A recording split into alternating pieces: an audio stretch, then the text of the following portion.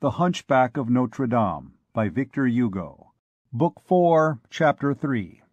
Immanis picoris custos, immanior ipse. Now, in 1482, Quasimodo had grown up. He had become, a few years previously, the bell-ringer of Notre Dame, thanks to his father by adoption, Claude Frollo, who had become Archdeacon of José thanks to his suzerain, Messire Louis de Beaumont, who had become a bishop of Paris at the death of Guillaume Chartier in 1472, thanks to his patron, Olivier le Daim, barber to Louis XI, king by the grace of God. So Quasimodo was the ringer of the chimes of Notre Dame. In the course of time there had been formed a certain peculiarly intimate bond which united the ringer to the Church. Separated forever from the world by the double fatality of his unknown birth and his natural deformity, imprisoned from his infancy in that impassable double circle, the poor wretch had grown used to seeing nothing in this world beyond the religious walls which had received him under their shadow.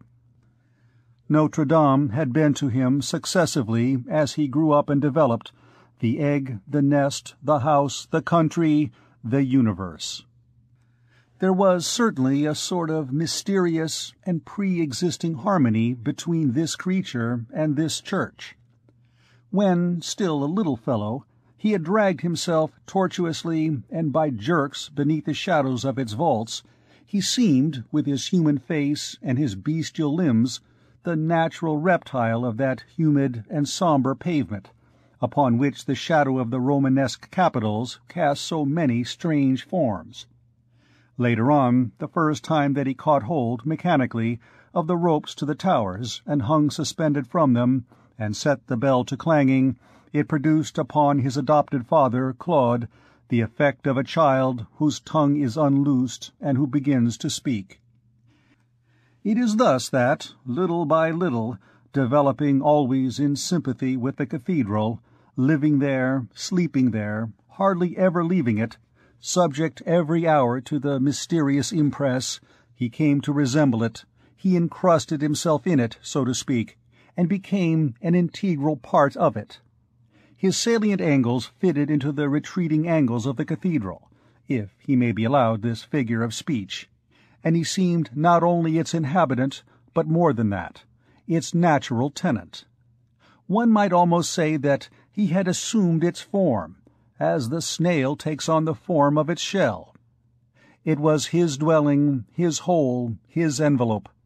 There existed between him and the old church so profound an instinctive sympathy, so many magnetic affinities, so many material affinities, that he adhered to it somewhat as a tortoise adheres to its shell. The rough and wrinkled cathedral was his shell. It is useless to warn the reader not to take literally all the similes which we are obliged to employ here, to express the singular, symmetrical, direct, almost consubstantial union of a man and an edifice. It is equally unnecessary to state to what a degree that the whole cathedral was familiar to him, after so long and so intimate a cohabitation. That dwelling was peculiar to him. It had no depths to which Quasimodo had not penetrated, no height which he had not scaled. He often climbed many stones up the front, aided solely by the uneven points of the carving.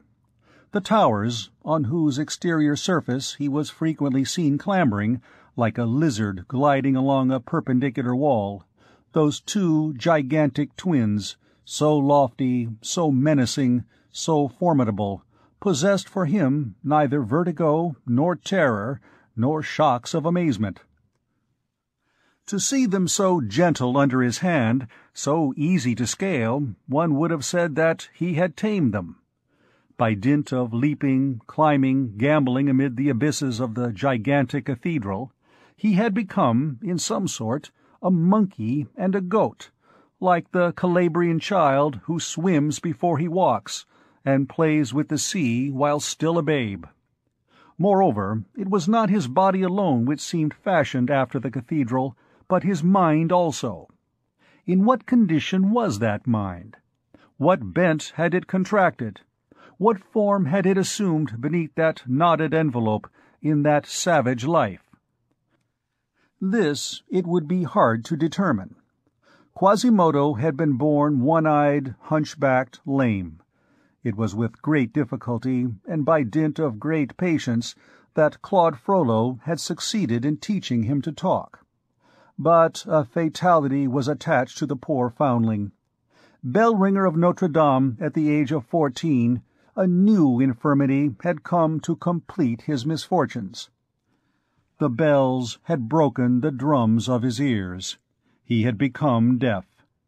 The only gate which nature had left wide open for him had been abruptly closed, and forever. In closing, it had cut off the only ray of joy and of light which still made its way into the soul of Quasimodo. His soul fell into profound night. The wretched being's misery became as incurable and as complete as his deformity. Let us add that his deafness rendered him to some extent dumb, for in order not to make others laugh, the very moment that he found himself to be deaf, he resolved upon a silence which he only broke when he was alone. He voluntarily tied that tongue which Claude Frollo had taken so much pains to unloose. Hence it came about that, when necessity constrained him to speak, his tongue was torpid, awkward, and like a door whose hinges had grown rusty. If now we were to try to penetrate to the soul of Quasimodo through that thick, hard rind, if we could sound the depths of that badly constructed organism, if it were granted to us to look with a torch behind those non-transparent organs, to explore the shadowy interior of that opaque creature, to elucidate his obscure corners, his absurd no-thoroughfares, and suddenly to cast a vivid light upon the soul enchained at the extremity of that cave, we should, no doubt, find the unhappy Psyche in some poor, cramped, and rickety attitude, like those prisoners beneath the leads of Venice, who grew old, bent double in a stone box which was both too low and too short for them. It is certain that the mind becomes atrophied in a defective body. Quasimodo was barely conscious of a soul cast in his own image, moving blindly within him. The impressions of objects underwent a considerable refraction before reaching his mind. His brain was a peculiar medium. The ideas which passed through it issued forth completely distorted. The reflection which resulted from this refraction was necessarily divergent and perverted. Hence 1,000 optical illusions, 1,000 aberrations of judgment, 1,000 deviations, which his thoughts strayed, now mad, now idiotic. The first effect of this fatal organization was to trouble the glance which he cast upon things. He received hardly any immediate perception of them. The external world seemed much farther away to him than it does to us. The second effect of his misfortune was to render him malicious. He was malicious, in fact, because he was savage. He was savage because he was ugly. There was logic in his nature, as there is in ours. His strength, so extraordinarily developed, was a cause of still greater malevolence. Malus puer robustus, says Hobbes. This injustice must, however, be rendered to him. Malevolence was not, perhaps, innate in him. From his very first steps among men he had felt himself, later on he had seen himself, spewed out, blasted, rejected.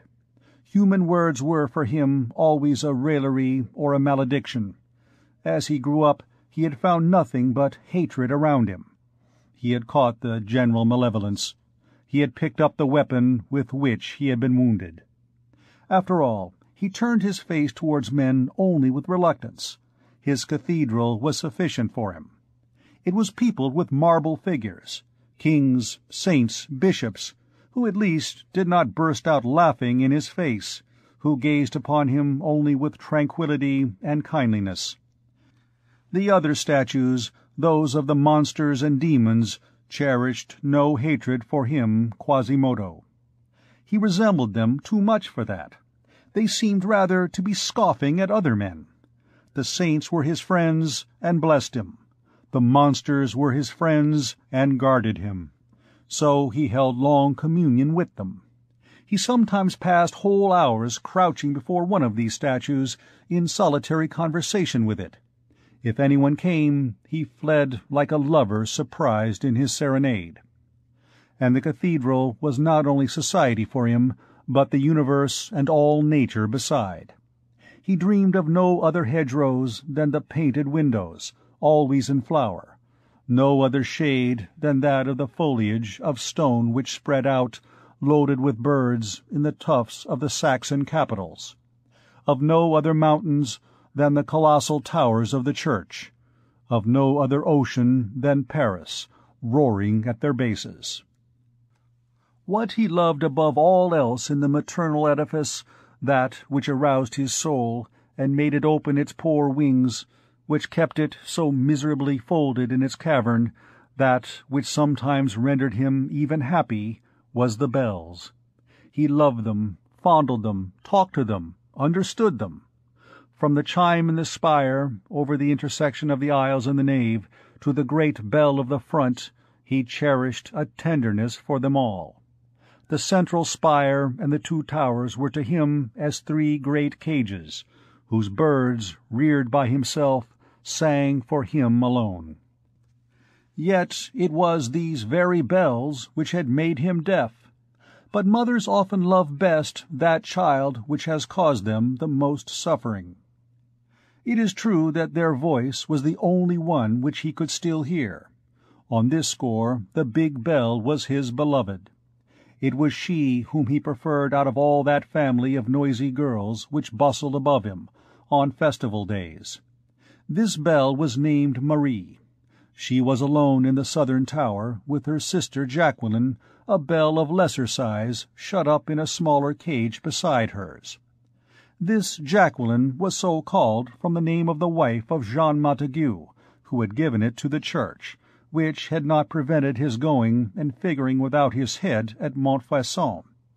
In the second tower there were 6 other bells, and finally 6 smaller ones inhabited the belfry over the crossing, with the wooden bell, which rang only between after dinner on Good Friday and the morning of the day before Easter. So Quasimodo had 15 bells in his seraglio, but Big Marie was his favorite. No idea can be formed of his delight on days when the grand peal was sounded. At the moment when the Archdeacon dismissed him and said "Go," he mounted the spiral staircase of the clock-tower faster than anyone else could have descended it. He entered perfectly breathless into the aerial chamber of the great bell.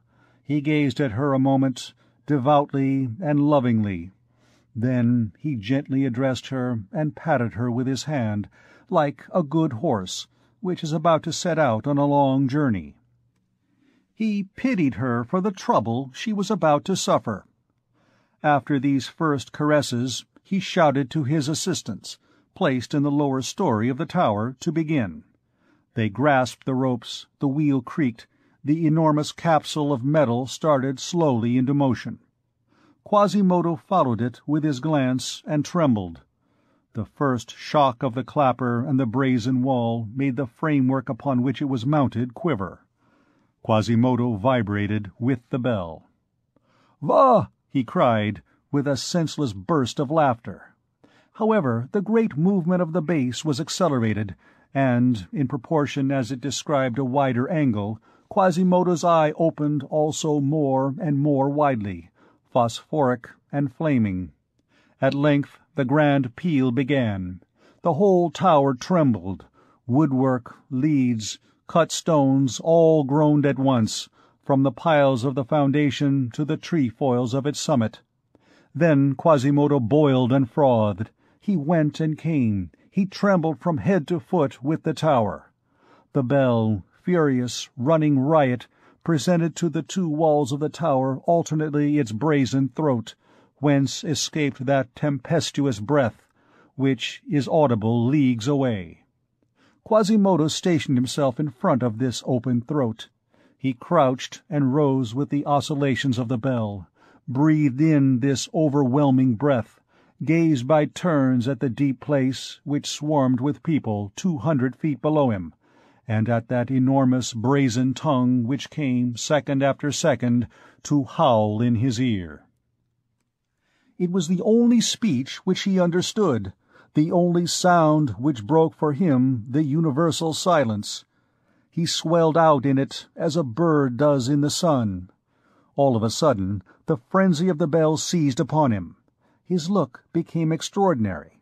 He lay in wait for the great bell as it passed, as a spider lies in wait for a fly, and flung himself abruptly upon it, with might and main. Then, suspended above the abyss, borne to and fro by the formidable swinging of the bell, he seized the brazen monster by the ear-laps, pressed it between both knees, spurred it on with his heels, and redoubled the fury of the peal with the whole shock and weight of his body. Meanwhile the tower trembled. He shrieked and gnashed his teeth, his red hair rose erect, his breast heaving like a bellows, his eye flashed flames, the monstrous bell neighed, panting beneath him. And then it was no longer the great bell of Notre Dame nor Quasimodo. It was a dream, a whirlwind, a tempest, dizziness mounted astride of noise. A spirit clinging to a flying crupper, a strange centaur, half man, half bell, a sort of horrible Astolphus, borne away upon a prodigious hippogriff of living bronze. The presence of this extraordinary being caused, as it were, a breath of life to circulate through the entire cathedral.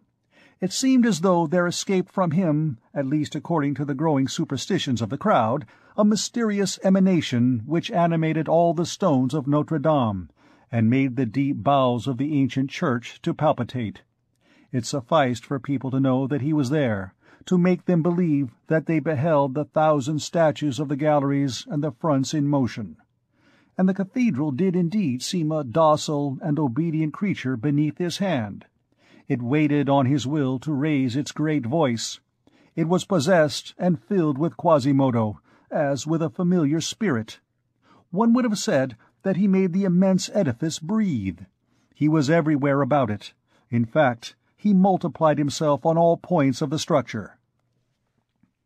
Now one perceived with affright at the very top of one of the towers a fantastic dwarf climbing, writhing, crawling on all fours, descending outside above the abyss, leaping from projection to projection, and going to ransack the belly of some sculptured Gorgon.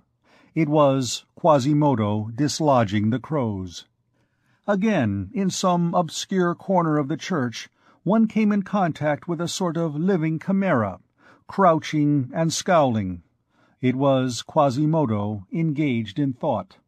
Sometimes one caught sight, upon a bell-tower, of an enormous head and a bundle of disordered limbs, swinging furiously at the end of a rope. It was Quasimodo ringing vespers or the Angelus.